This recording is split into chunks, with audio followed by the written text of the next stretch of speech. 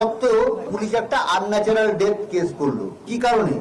আমরা দেহটিকে রেখে দিতে চেয়েছি, কিন্তু এত প্রেশার আমাদের তৈরি করা হয়েছিল সেই সময়, বাধ্য হয়ে আমরা মেয়ের দেহ দাহ করতে বাধ্য হই। কিন্তু এখানেও একটা আমার প্রশ্ন, শ্মশানের যে খরচ, সেই খরচটা ফ্রি করে দিয়েছে কারা?